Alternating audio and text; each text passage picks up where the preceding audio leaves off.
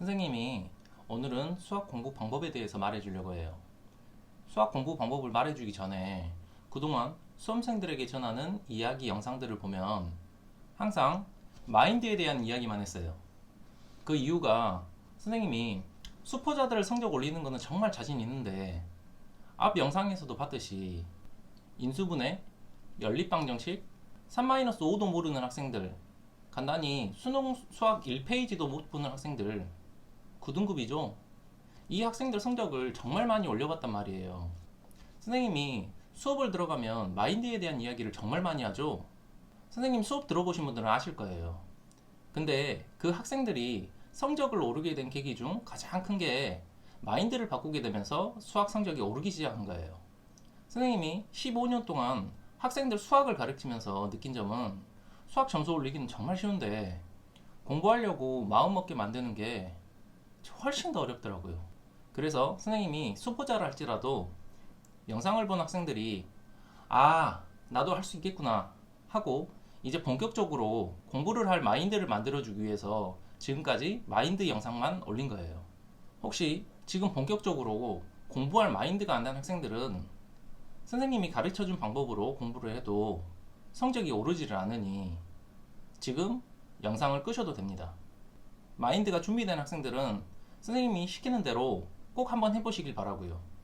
정확히는 등급마다 학교마다 다 달라서 무조건 이렇게 해라는 것은 아니지만 일반적으로 통용될 수 있는 수학 공부 방법에 대해서 지금부터 시작할게요.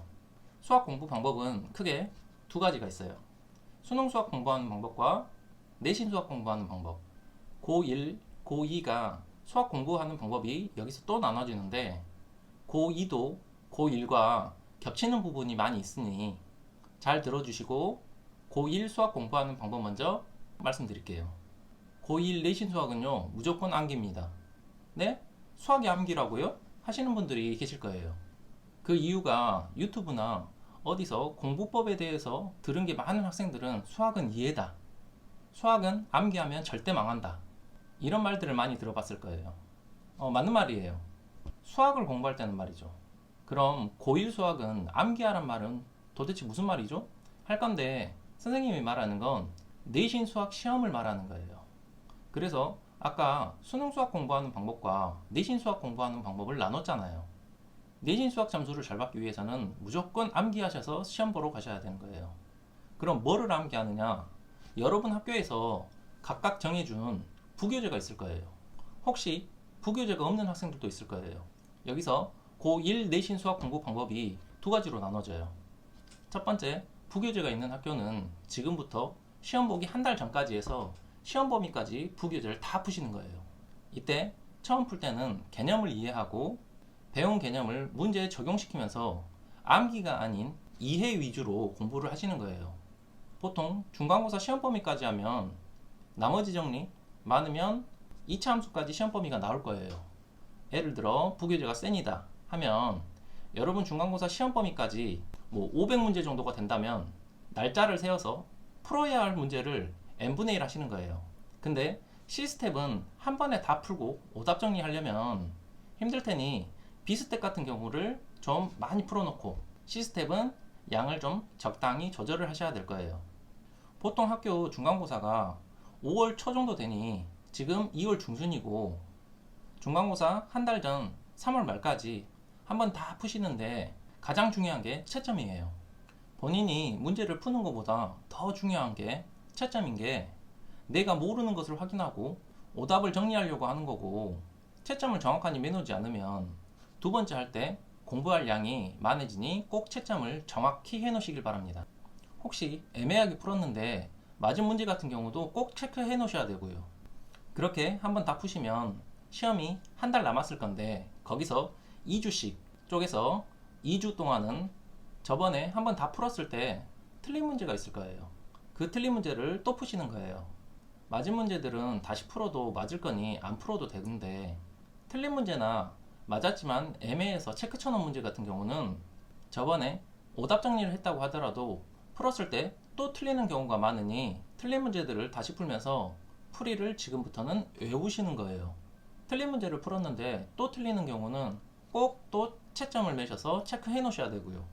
그럼 지금까지 시험 범위를 2번 풀었는데 마지막 2주 동안은 2번은 풀었는데도 또 틀린 문제를 체크해 놓으시는 게 있을 거예요. 그 문제들을 또 푸시는 거예요. 그리고 수학시험 전날 지금까지 틀린 문제들을 쭉 다시 한번 보시는 거예요. 그렇게 보면 학교 부교재를 4번 보고 시험을 보러 가는 거라 틀린 문제들도 다 외워졌을 거예요. 4번이나 보는 이유는 한 번, 2번 보고 시험 보러 가면 꼭 비슷한 문제가 나오거나 같은 문제가 나오면 기억이 잘 나지도 않고 푸는 과정 중에서 헷갈리는 경우가 많아서 확실히 외우기 위해서 4번은 보고 가는 거예요. 문제풀이 암기는요, 노래 가사 외우듯이 외우시는 거예요. 본인이 좋아하는 노래는 노래 가사 안 보고도 다 부를 수 있잖아요. 그렇게요. 그래서 달달달 외우셔서 가는 겁니다. 자, 지금까지 내신 수학 공부를 어떻게 하는지 말해줬으니 이제 왜 외우라고 했는지 이유를 설명해 드릴게요. 학교 중간고사를 내는 사람은 누구예요? 학교 선생님이죠. 그럼 학교 선생님이 정한 부교재를 안 풀고 시험 보러 간다는 것 자체가 말이 안 되는 소리예요. 왜요? 학교에서 부교재를 선정했다는 거는 학교 선생님이 시험을 낼 때도 학교 부교재를 참고하신다는 거죠. 그런데 부교재를 안 외우고 시험 보러 갔다고요? 말도 안 되는 소리죠. 그리고 선생님이 부교재를 다 외워서 가라고 하는 이유는 학교 시험의 특성 때문이에요. 수능 수학처럼 학교 시험이 100분씩 주는 게 아니잖아요. 학교 내신 시험은 50분인데 문제지를 받자마자 문제를 보고 바로 손을 대고 풀어나가야 되는 거예요. 어려운 문제를 생각하고 고민할 시간 자체가 부족하기 때문이죠. 학교 시험이 조금만 어려워져도 시간이 부족한 학생들이 많을 거예요. 그럼 당연히 시험 성적은 안 나올 거고요.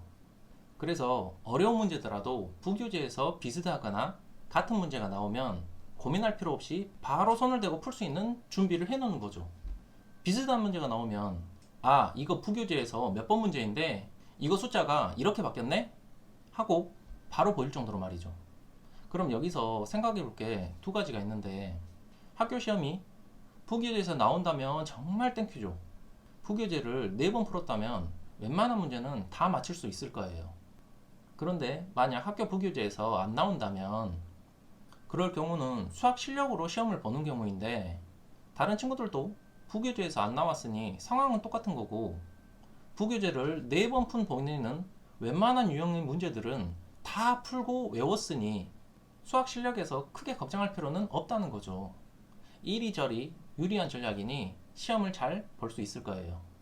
2번째는 부교재가 없는 경우인데 보통 이런 학교들은 학교 선생님께서 이쪽 저쪽 문제들을 참고하셔서 문제를 만들 건데 그럴 경우 일반적으로 학교 시험 난이도가 극상 난이도는 아니더라고요.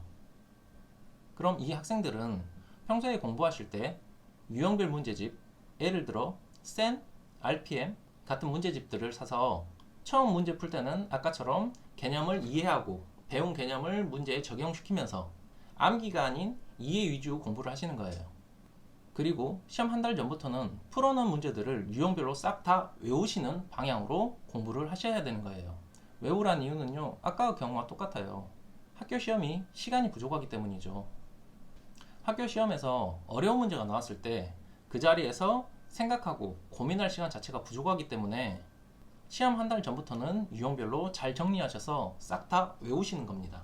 그럼 고1에서 수능 수학 공부 방법대로 공부를 안 해도 되나요? 하신다면 하면 좋죠. 그런데 고1 때는 그게 필요가 없으니 선생님은 유형별로 많이 풀고 외우시라는 겁니다. 고1 여러분은 평가원 시험을 보는 것도 아니고 교육청 시험을 보는데 교육청 시험이 그나마 평가원 문제 스타일하고 비슷하긴 한데 교육청 시험은 여러분의 성적에 반영이 안 된다는 거죠. 그리고 여러분이 수능을 보실 때 고1 과정은 직접적으로 출제가 되지도 않을 뿐더러 고1 때처럼 어렵게 물어보지도 않아요. 수능에서는 오히려 중3 내용을 더 많이 물어봅니다. 수능 수학 공부는 이해 없이 외우기만 하면 절대 안 되는데 고1은 유형별로 많이 외우셔서 내신 점수만 잘 받으면 되니 이렇게 하라는 거죠. 고1 학생도 수능 수학 공부 방법이 뭔데 하시는 분은 선생님이 마지막에 설명을 할 거니 궁금하신 분들은 꼭 들어보시기 바랍니다.